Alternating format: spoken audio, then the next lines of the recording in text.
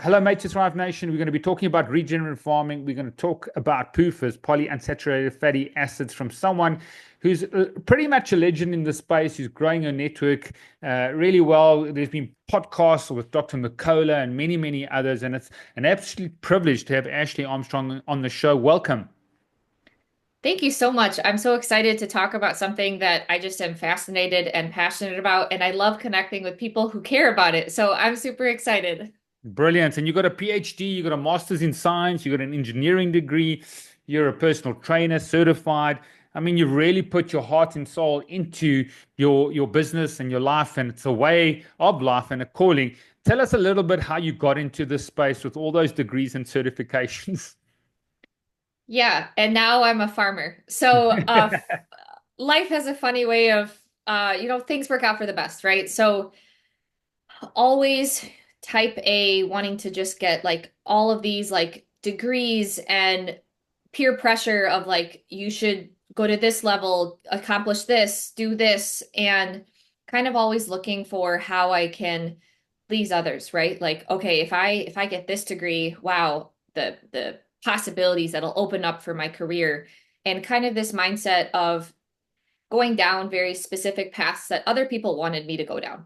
And I think that that's an unfortunate trap that a lot of the current educational system has people going down. It's just a rat race. And it's like, how long can you stay in the game and push up the ladder, right? I was very much headed down that path. And at the same time, was starting to experience some health challenges. And one thing that I never really learned growing up was how to properly nourish and feed myself. And like when you take a step back, that is so sad and so unfortunate because in no other generation was that the case. We've lost so much of nutritional ancestral wisdom through the last few generations that our great great grandparents had. So now fast forward to today, life is so focused on, fast, convenient, quick, modern, and there's definitely benefits to that. Like we wouldn't be able to be connecting right now, but we've also just lost so much connection to what it means to be a human, what it means to fuel ourselves, nourish ourselves, and what food is.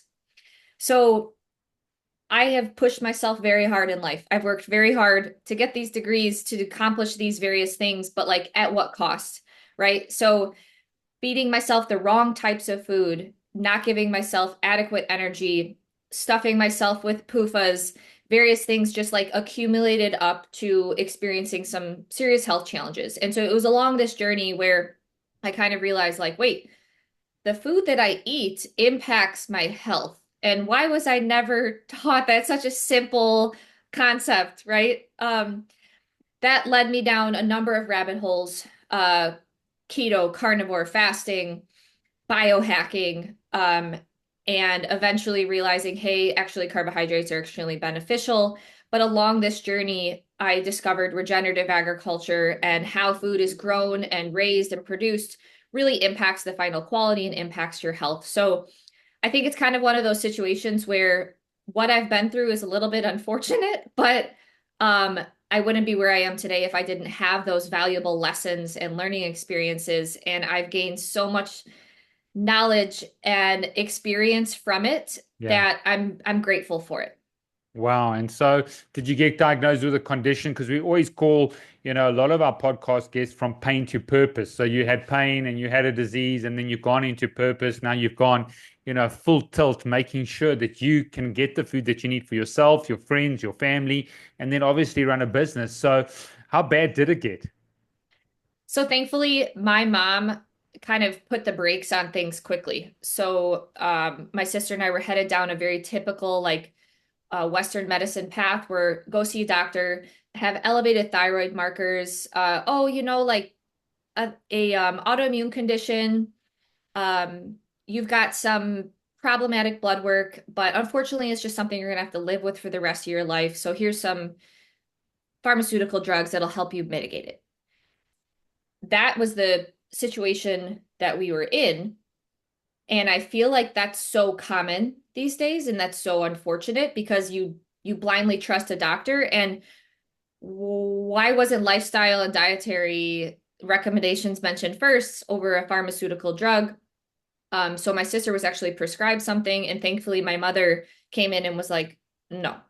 And so that was really like the eye-opening experience because this was young 20s. Can you imagine like 40 years later of being on a pharmaceutical drug for a lifelong autoimmune Yeah. condition that is caused by lifestyle and dietary factors? Mm. So that was like the wake up. And so I'm grateful that our mother stepped in and provided some, hold on, let's put some logic into this situation. So I'm grateful it didn't get as bad as it could have. And I think that that's kind of one of the things that really like empowers me and motivates me today is like, let's help the next generation not go through Mm. what our generation went through. Brilliant, and well done to you. You know, we had Joel Salatin on the podcast, and we met him down in Cape Town at Regenerative Farming Conference, which is incredible. Amazing. And yeah, a real hero in the space. We've still got some challenges here in Africa. We're the number one user of glyphosate in the world, even ahead of the Wait, US. what? Yeah, yeah. And we had Zach Bush on the podcast. And so per capita, we use more glyphosate than anyone else. And so he's come out and he's been on the podcast. So we need people like you just to speak into the space. And I'm going to jump right in to talk about, because even with regenerative farmers, most of them here are feeding them corn. And we know the linoleic acid problem. So let's talk about just eggs, because I know that, and linoleic acid and what a PUFA is. You might have to just define those because we haven't done too many regenerative agriculture podcasts. And I think it's important for people to try and find the egg quality that you've got and also talk about the pricing you've got. But let's set a bit of a frame and some definitions for the listeners.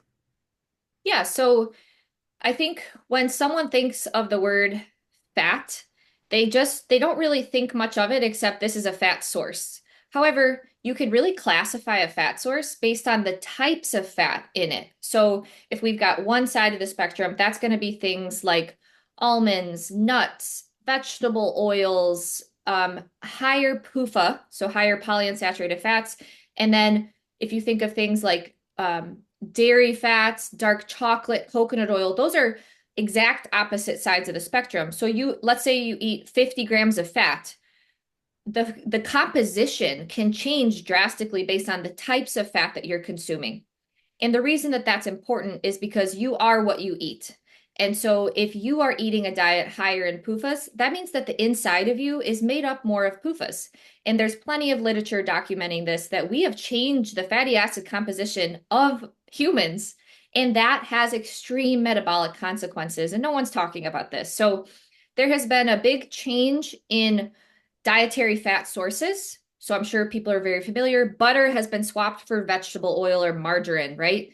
Heart healthy vegetable oils. So there's been a big change there, but there's also been a really big change in what livestock are eating.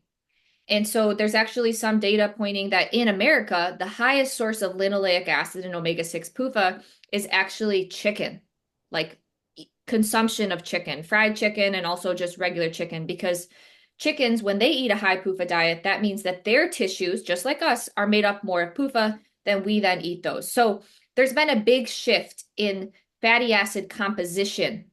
And so when you think of a fat, there's going to be three main types. There's going to be polyunsaturated fats, PUFA, monounsaturated fat, MUFA, and saturated fat. And those are fatty acid molecules, and they differ by number of carbon bonds in their chain. And the reason that that's important is each double bond makes that molecule more susceptible to oxidation. And when a fatty acid oxidizes through enzymatic or non-enzymatic oxidation, I like to call it like a car crash. So there's just a bunch of things that break off from it, byproducts, and those can cause damage, right? So if you think of a car crash, you've got debris that just goes and flies around. And so when these PUFAs and sometimes even MUFAs oxidize, there's bioactive molecules that come off of the oxidation process that then can go increase inflammation and lead to metabolic signaling that can downregulate metabolism and can actually go damage DNA, damage mitochondria structures. So these are very important things to think about. And I don't want people to absolutely fear PUFAs, polyunsaturated fatty acids, But the percentage, I like to talk about it, the ratio, so the ratio of saturated to unsaturated fat in your diet is very important. If we think back to our ancestors, they consumed very low PUFA, even low omega-3. Omega-3 is very much overhyped, but that is still a PUFA. Um, our ancestors were higher in saturated fat than unsaturated fat. And then fast forward to today, the ratio has completely flipped. We're higher in unsaturated fat to saturated fat. And that leads to different levels of oxidation in the body, different metabolic signaling. Those fatty acid compounds, saturated versus unsaturated, they're broken down differently for energy production. And that has extreme consequences. So, for example, PUFAs, polyunsaturated fatty acids, they interfere with carbohydrate metabolism, whereas saturated fats do not interfere with carbohydrate metabolism. So there's just so many downstream impacts of the composition of the fat choices that we choose to eat every single day. Okay, so you've got a lot of literature in terms of linoleic acid. I know it's one of the things that we've been working on at Made to Thrive, and my practice as a physician now for 26 years is trying to limit linoleic acid. And we do the linoleic acid test. We do omega testing and saturated fatty acid testing, omega-9 testing, omega-6, omega-3. So there's a lot of literature and a lot of conditions you believe are caused by high linoleic acid. Yes, I think that there are two variables at play here. The first is the change in the dietary fat sources, which just increases the level of PUFAs in your diet. But then there's also various metabolic states, which lead to increase in levels of various enzymes, such as desaturase enzymes. And these desaturase enzymes can come and unsaturate our tissues even more. So it's like a combination of things. It's the metabolic state of the individual and the fatty acid composition of the individual that leads to metabolic consequences. And at the end of the day, metabolism of the organism is what impacts overall health. I know there's many docs that believe that the level of linoleic acid is as important as the refined carbohydrates you have with regards to prediabetes, insulin resistance, and diabetes itself. Are you saying that the electron transport chain is just being affected if there's too many PUFAs, especially linoleic acid in the diet? Yes. So polyunsaturated fatty acids, they interfere with two, like I would say two areas of the electron transport chain that are important for proper carbohydrate metabolism. And that would be cytochrome C oxidase and PDH. And both of those are required to fully oxidize carbohydrates. So with oxidative phosphorylation, that's the full oxidation of carbohydrates. You want electrons to flow very smoothly and quickly through the electron transport chain. So you need all these enzymes to work along the way. It's an extremely complicated process. So saturated fats kind of get out of the way, and oxidative phosphorylation is not really impacted, whereas polyunsaturated fats, they negatively impact PDH and cytochrome C oxidase. So these are various steps along, and that can lead to downregulation of oxidative phosphorylation, which then upregulates glycolysis. So with carbohydrates, you can either do glycolysis, which is outside the mitochondria, and this is associated with cancer metabolism, the Warburg effect, or oxidative phosphorylation, which is the full usage of carbohydrates, the proper carbohydrate oxidation. And between those two options, you generate significantly more ATP energy for the cells through oxidative phosphorylation, and it leads to the production of beneficial carbon dioxide, CO2, that you don't get from glycolysis. So PUFAs negatively interfere with that. And I think that that is one of the main reasons why there's all of these metabolic problems that we see when you see a high linoleic acid. Because I always like to think of like, okay, what's the mechanism? What's the reason why? Well, if you're interfering with proper energy production, then that means that the whole system, the whole body will have less ATP. And so then something's got to give, right? You don't have as much energy, so some functions are going to be downregulated. So that's going to, of course, lead to compromised function and then, all of these various diabetes and other chronic diseases that we're seeing.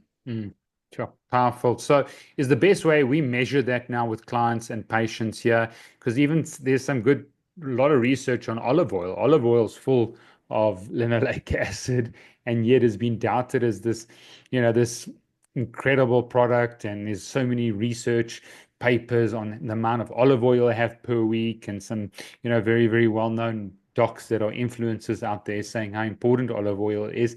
Are you saying, just from your knowledge, the most important is to measure the levels of linoleic acid? Do you mean where? Like if you do a dried blood spot Oh, analysis, then you get a good idea if someone's getting too um, many molecules of linoleic acid. so it's complicated, and I think that there's a lot of research that needs to be better developed. The best way would be to be a adipose tissue sample, which is very hard. You can't just go and say, "Hey, I'm going to take some fat off of you," and then go assess it. But the biggest issue with linoleic acid is it's often converted into its next metabolite quickly in the body, arachidonic acid. And so even if someone is consuming higher levels of linoleic acid, it could get converted, right, quickly. Okay. And so I wouldn't say that that's necessarily the best marker. I would say that someone's dietary intake of saturated to unsaturated will definitely play a role there, but measuring more metabolic markers like fasting insulin, fasting glucose, body temperature, and pulse measurements, and that will give you a better idea of your systemic metabolism.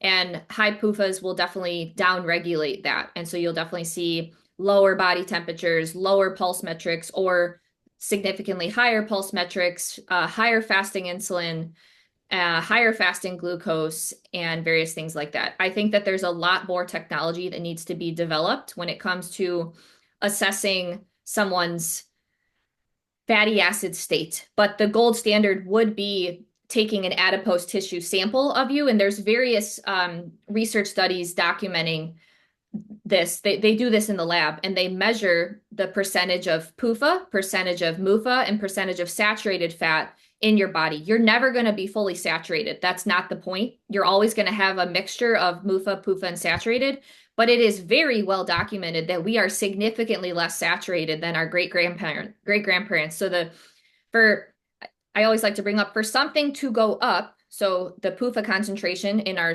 fat stores, something else has to go down, and that has been the saturated. So we are more unsaturated. Our MUFA stores and our PUFA stores have gone up, and our saturated fat stores have gone down. There's actually quite a bit of conflicting information on olive oil, and I think that the main benefits of olive oil are from the polyphenol content. Polyphenols are very beneficial, anti-cancer, anti-inflammation.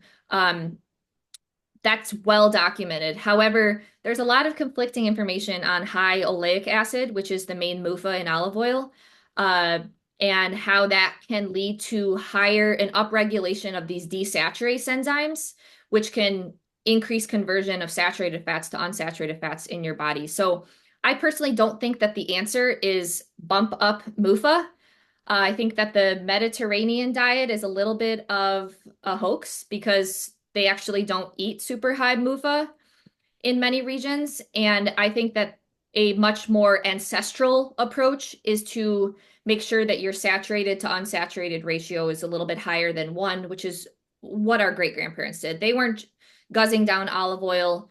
They had ghee, dairy, beef fat, eggs. And at the end of the day, when you look at that dietary fat composition, it's higher in saturated fats than MUFA and PUFA. So I think that there's been some interesting, people become obsessed with these things, right? So they're obsessed with the omega-3 to 6 ratio. They're obsessed with guzzling down olive oil. But is that really the solution to fixing our metabolic problems? Or should we be paying attention to some different areas? So I wish that there was an easier day-to-day assessment of your body fat stores, but unfortunately right now that would require pulling out some fat tissue from you and assessing that because of these various desaturase enzymes that are always converting your dietary fats into its downstream metabolites. So linoleic acid isn't always just going to be sitting in your body. If you have high levels of desaturase enzymes, it's going to be metabolize and oxidize down to its next byproduct. However, in your fat stores, that's where you could be storing more MUFA and PUFA, and that would be a really good picture to assess. Like I think if someone were just starting their metabolism, and like health journey, if they could somehow get an assessment of their body fat stores, which I think the only way right now would be like that omega quant test, Mm. which it's still blood. It's still blood. And it's not a direct correlation with your body fat stores, but it's like the best we have, I guess, Yeah. right now. So I would really love if someone was able to find something where you can better assess your body fat stores. But it would be really cool if someone started their journey, got an assessment of their body fat, MUFA, PUFA saturated percentage, and then a year later got the same test done and see what the shift was, because that would be pretty telling, Mm. because your body fat stores are directly changed by your diet and the state of your metabolism.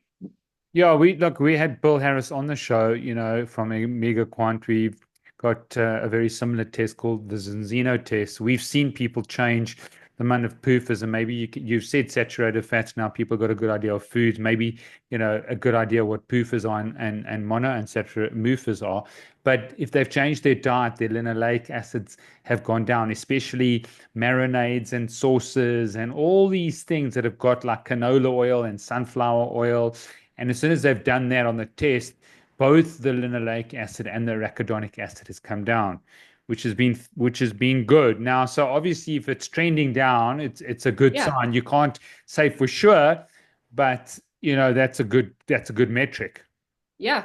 Uh, and we've got to do the best we have, right? Yeah.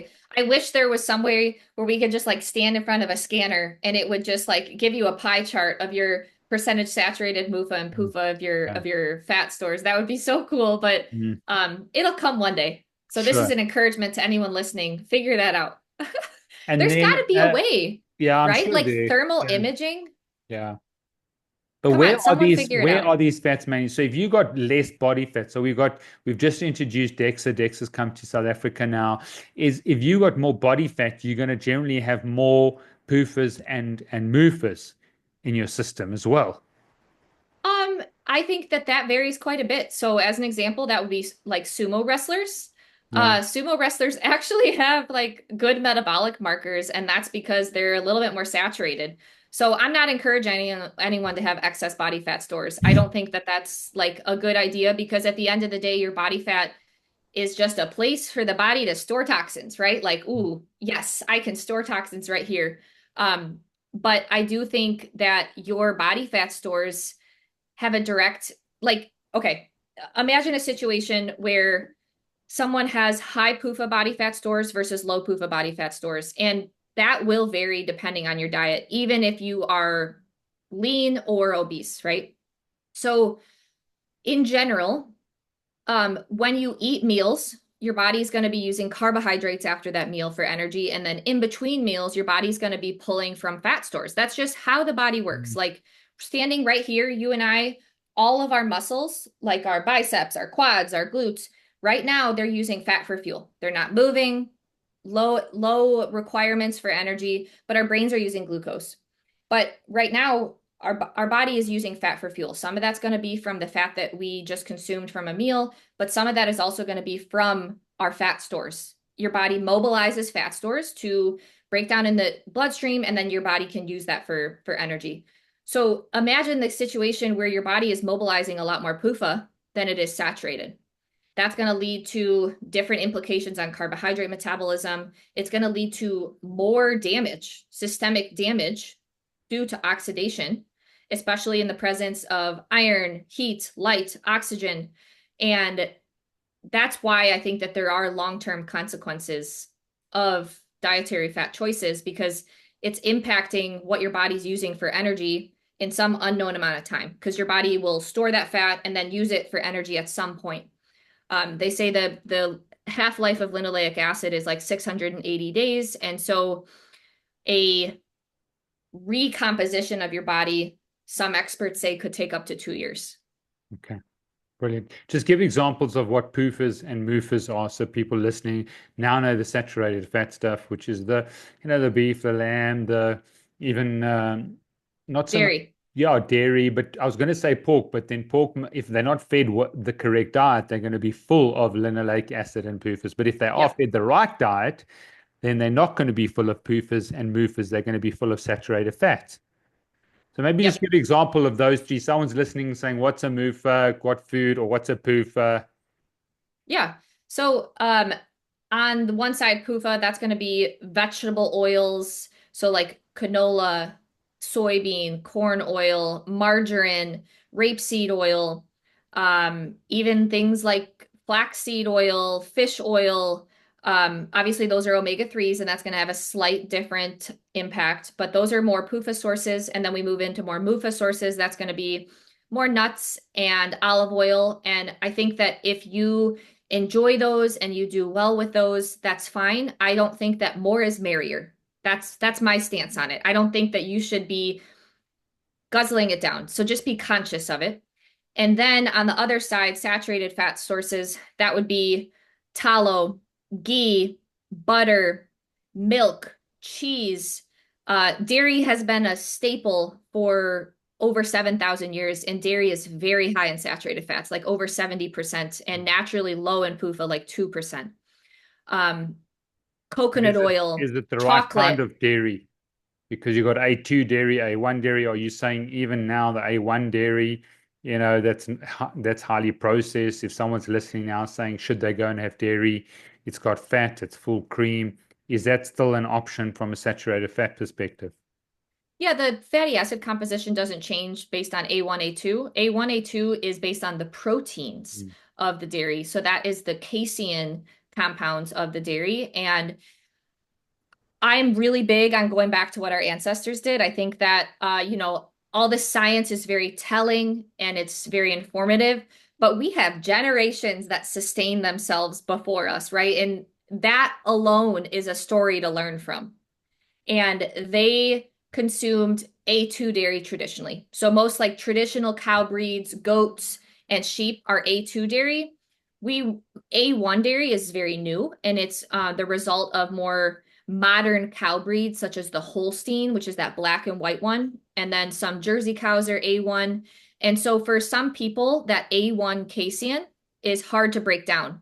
And when something is hard to break down, it causes gut distress, which then can increase leakiness of the gut and lead to just inflammation and problems there. So if you can find A2 dairy, that would be the best, but A1 and A2 dairy are going to have similar fatty acid compositions because however, that's a whole nother rabbit hole. They're finding a way to change the fatty acid composition of dairy, which is extremely unfortunate. They're doing what's called rumen bypass methods.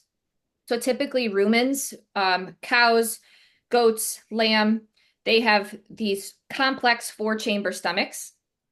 And in the rumen, they have an enzyme that performs this process called biohydrogenation, where dietary PUFAs are saturated. So they come in as PUFAs, they consume some amount of PUFAs. This enzyme process in their rumen then converts it into saturated fat. Beautiful. Well, modern humans think they know better and are smarter than Mother Nature. Let's manipulate that process and let's do something called rumen bypass, where we increase the PUFA intake so much in such unnatural concentration using oil seeds. So rapeseed oil, soybeans, various other compounds. And so it just bypasses that process and it just directly increases the PUFA composition in dairy. So that's a big problem with like confinement dairy these days. So dairy quality is a really big issue in modern times. And so whenever you can, support more pasture-based systems where animals are living outside, they have access to sunlight, they're grounding, so they're metabolically healthy, they're getting grass in their diet, and they're not being fed these like rumen bypass oil seeds. So that way the fatty acid composition of the dairy is much more natural compared to some of the modern things. So in general, dairy is a very high saturated fat source, and try to source the best that you can. Okay, Um, brilliant. and Let's, then yeah, go for other it. saturated fat sources would be like coconut oil, and dark chocolate or high quality chocolate. And avocados, are there any vegetables or fruit that have a good amount of saturated fat? Avocados are MUFA. Again, I think that having those when your body's asking for them, like guacamole, various things like, of course, but I don't think one should just be guzzling down avocados just because. Um, and fruits in general, other fruits are very low in fat, so their fatty acid composition is almost negligent relative to the fat sources in your body. Okay, cool. Let's talk about your chickens. I know you got a whole farm and you got guard dogs and you got the whole process, but many regenerative farms here are still, giving corn, even if it's GMO-free corn, and that causes high linoleic acid. What do your chickens eat, number one? And then let's talk about your eggs from a linoleic acid perspective. Yeah, so unfortunately, I can't really share my feed. It's pretty standard in the livestock industry that that is proprietary information. Okay. And I've spent years working on this and developing this. However, I would say that out of all the current feed ingredients that people are feeding, corn is the least problematic. Soybean is a significantly higher source, and then something called dried distiller grains, DDGS, is very high in PUFA. So do you guys have much like biofuel in your area? Mm. You do? So biofuel is a relatively new concept for humans where we take corn and we pull the starch off of it and turn it into ethanol. So what does that leave? That leaves the PUFAs and the protein and the fiber. So DDGS, dried distiller grains, is this byproduct from ethanol as fuel. So we're pulling the starch out of the corn, and then we're left with a concentrated source of PUFA. So you've probably seen those diagrams where someone shows like, okay, one bottle of corn oil takes like 2,000 corn husks or something. So you concentrate all the PUFAs into one. Corn kernels in itself, they're not the worst in terms of they are high in PUFAs, but they aren't extremely high in fat relative to soybeans. Soybeans are higher in fat, which means that the chickens are then getting exposed to more PUFAs. The problem arises when we introduce these dried distiller grains, DDGS, into their feed because that's a corn byproduct and it's drastically increasing the PUFA content. And so that's where the studies are showing feeding soy and feeding dried distiller grains is causing pork fat and chicken fat to have the same fatty acid composition as canola oil. Sure. So this is an extremely problematic thing that we're feeding animals waste products that, oops, like I don't think it was ever intentional, but it is happening, right? And so it needs to be addressed. So you mentioned pork earlier. There's a number of like USDA old historical records that I like to read where a lot of Europeans would refuse to eat American pork because American pork had soft fat. So if you think of vegetable oil and butter at room temperature, vegetable oil is liquid and butter is solid.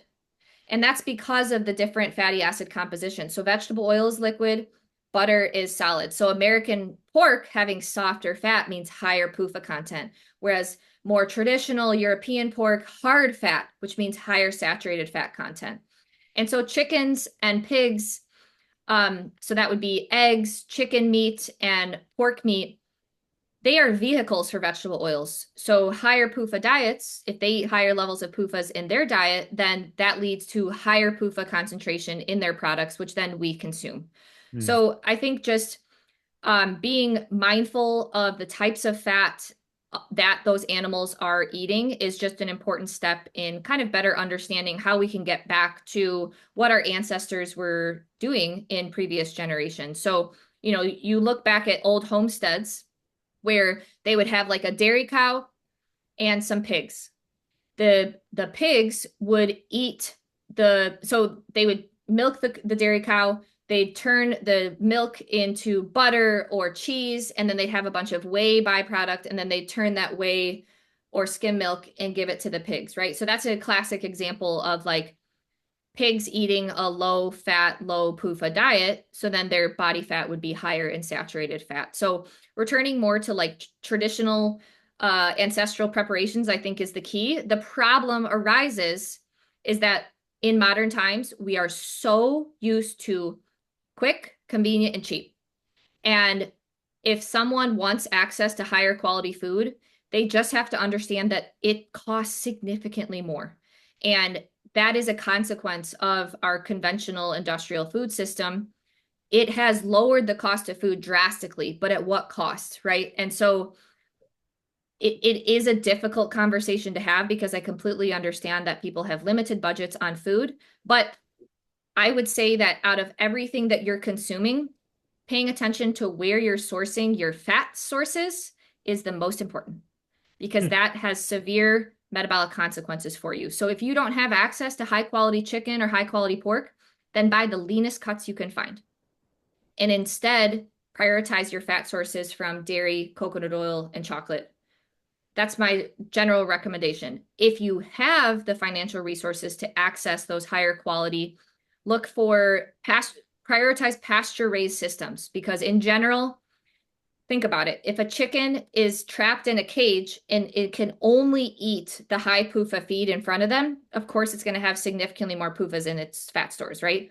But if an animal is outside on pasture, it has a much more varied and wide variety diet. So it's going to have more nutrients and it's also going to have less PUFAs.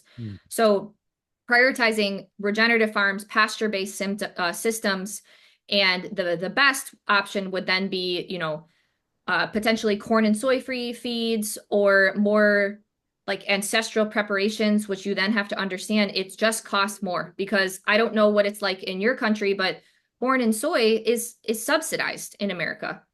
And I don't think people realize the repercussions of that. Our tax dollars are going towards overproduction of corn and soy, and that leads to significantly lower costs. So that is why conventional barn-raised, caged animals are so much cheaper. Their feed costs are drastically cheaper.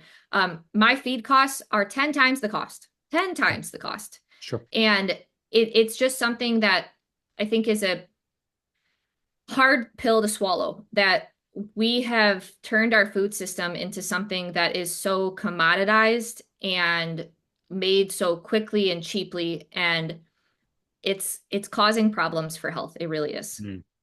So someone's listening now, Ashley, and they're saying, gee, I've got to buy organic vegetables. There's issues with that. I'm spending more money on my fruit being organic. Are you saying that your fat quality, where you're getting, and maybe even protein, would you say protein and dairy, the protein you get from dairy and the fat you get from dairy and the fat you get from animal products is far more important than the organic vegetables? Because someone's going to say, listen, I've only got certain budget. You saying fat and protein are the most important sources to get pasture raised, pasture finished, and the best quality products you can get. Unfortunately, that is my take. I don't think that having a heavy dose of pesticides on our fruit and vegetables and produce is a good thing, but you can look up the EWG Environmental Working Group, the Dirty Dozen, and that can help you prioritize which produce I need to buy organic, because there's plenty of studies documenting that even in conventional systems, you'll have less pesticide exposure for this group of fruit. And so I would definitely recommend checking out the EWG. And I mean, I'm not here to justify the use of pesticides. The most ideal situation would be, hey, I've got access to this like permaculture regenerative farm that's growing fruits and veggies in the most diverse and rich soil, but not everyone has access to that. And that's just the nature of where we're at. We need community gardens. We need more resources for those type of things. But until then, I would say that sourcing your fats and proteins, like you said, because protein commonly comes with fat. So if you think of meat, if you think of eggs, if you think of cheese, that's a protein and a fat source. Prioritizing where you're getting your fat sources, in my opinion, is more important. But I'm not saying that it's not important to reduce your pesticide exposure. I would say that there is an exception here, and that would be greens. So on like a level of priority, I would say your fat sources and then your greens, because I don't know what the practice is in South Africa, but in America, there's this new thing called desiccation. So for non-GMO crops and GMO crops, this practice of desiccation is, hey, let's go spray the whole field 2 weeks before harvest with glyphosate. And this is not for weed suppression. This is to kill the crop so that way they can harvest sooner. And so there's environmental working group studies showing that non-GMO like oats, wheat, those are very high sources of glyphosate. And so paying attention to where you get your grains would then be the next step, because that will drastically change your pesticide exposure due to that desiccation. They're literally getting a glyphosate bath before they're being harvested. So this is going to be things like your flour, your wheat, where you get your bread, oats, and various other grains like that. Okay. Got you. Because I mean, at the end of the day, it's not only about finances. Even working in a corporate bank, we've got a big team there now, Africa's biggest bank and 18th best company to work in the world. And even the executives say we don't have the energy to source. So where do we put the energy? Because it becomes an energy issue, is the mental energy. Oh, am I buying from here? I'm buying from there. Then I've got to sort this out. Then I've got to get this, and I've got to get my supplements. Then I've got to make sure my exercise, and then my trainer. It becomes so proteins and fats, number one. Second is, the greens, like you've said. That's very, very helpful. Tell us about your eggs and why they're so unique. Going onto your website, and we're going to put all the links, it's not cheap, and 48% of our listeners are in the US. So that's something that I want to, obviously put links to, Angel Acres Farm here, low PUFA eggs at 60 USD. And I think that's probably without courier or transport. Then you sold out on the low PUFA pullet eggs at 50, and then 65 low PUFA jumbo eggs. Seems like there's waiting lists even here. 76% linoleic acid. For those listening or those on YouTube, we'll put the links in. But tell us about your eggs. I mean, obviously the price is one thing, but why are they so good? Yeah, so I understand that there's a big sticker shock there, but our packaging costs are like $10, and then there's the shipping cost. Whereas when you go to the grocery store, the container is 10 cents. Yeah. So there's a huge difference in direct delivery to your door through shipping and all the packaging required to ship fragile eggs versus a 10 cents carton at your grocery store. So I think that that's like something to really consider, because at the end of the day, when you remove that, we are very cost competitive with these organic pasture raised brands at the grocery store. And so we are a relatively new company. My sister and I started in 2021, kind of figuring out our way, tinkering with this. And now 2025, we partner with a number of regenerative farms in Michigan and Kansas and Indiana. And we've got 2 hubs. So now my feed is made at both of those hubs and gets distributed to our farm partners. And all of our farm partners practice mobile pasture raised. So it's not just pasture raised, which is this generic label these days, but their coops are mobile. They're moving every 1 to 3 days. That gives healthy living conditions so that the chickens can live without vaccines, antibiotics, hormones, and all these pharmaceutical clutches that mainstream conventional agriculture requires. So we're pretty picky on our standards and also on the feed.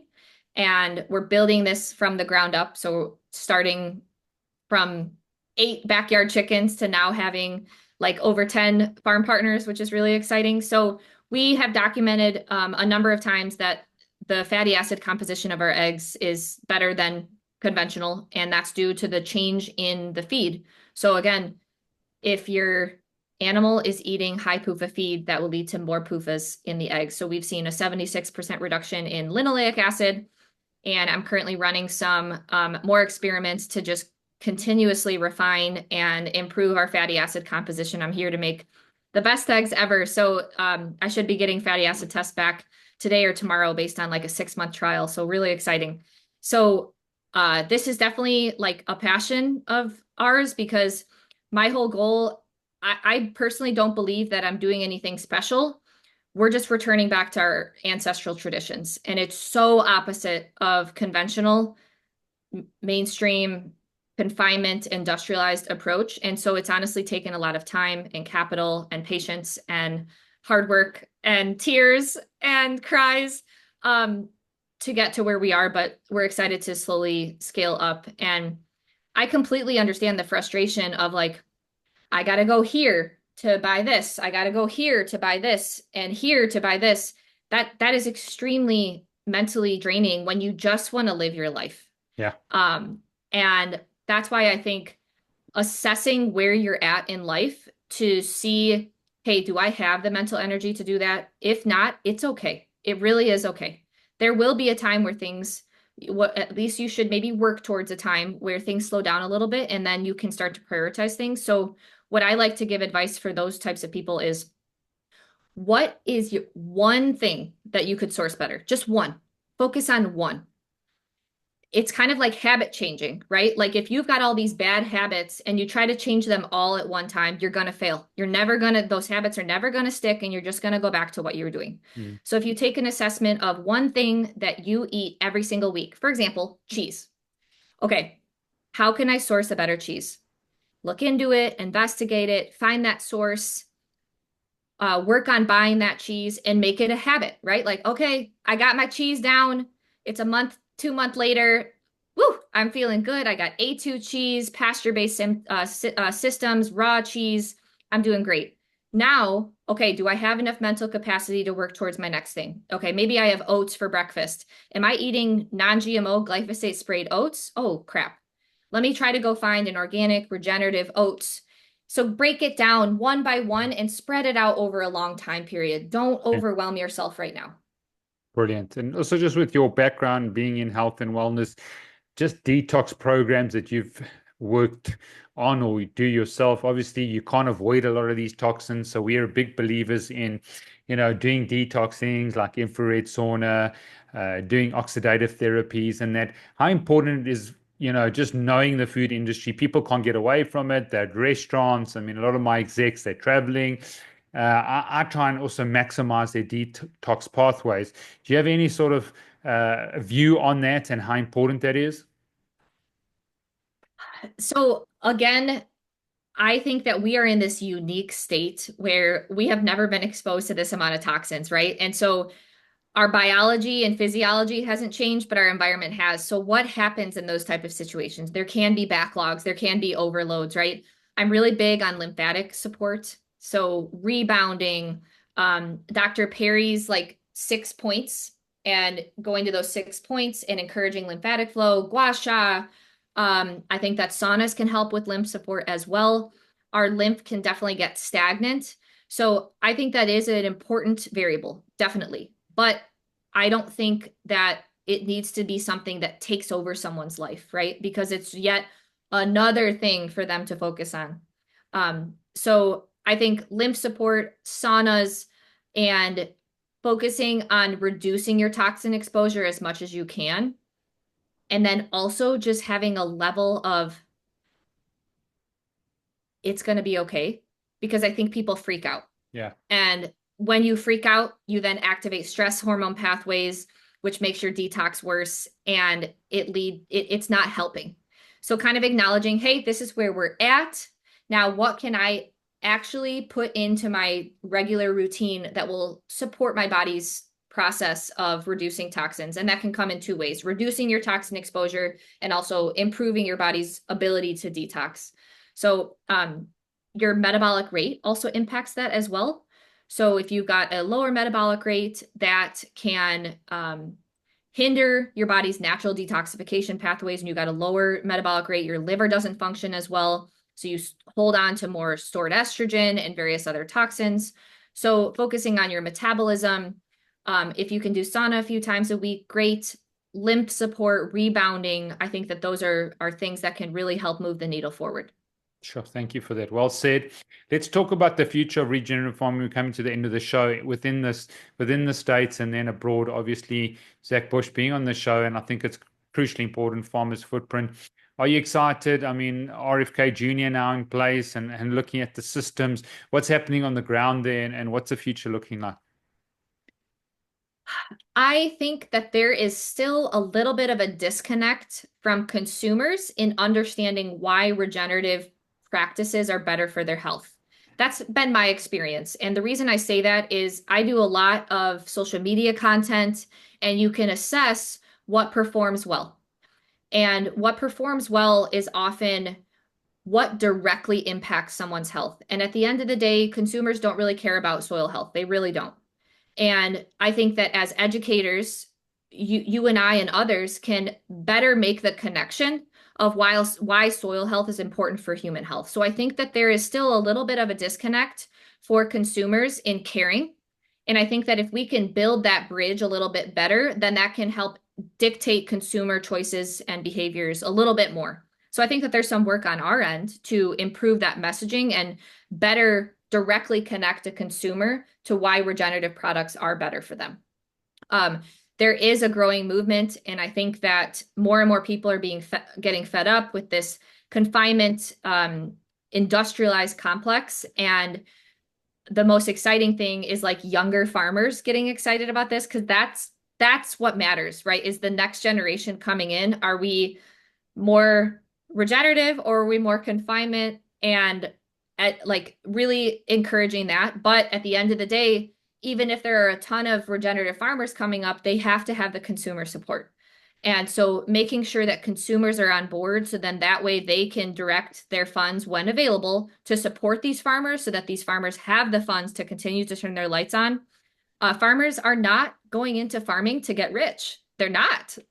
You don't make much money as a farmer. So understanding that as a consumer and when you can supporting those regenerative farmers, I think is going to be one of the most important things to make sure that the regenerative movement sustains and is still here 5 to 10 years from now. But I think that it's an exciting time to be in this movement, because there's this combination of like people just being so fed up with the last 5 years, and understanding, paired with understanding what they eat impacts their health. It's a beautiful time to help consumers better understand, hey, returning back to traditional regenerative farming practices can help us with both things. And so I'm excited. And I think the more that we all can talk about it, share about it, educate consumers, I think the better. Brilliant. Where can people find you, Ashley?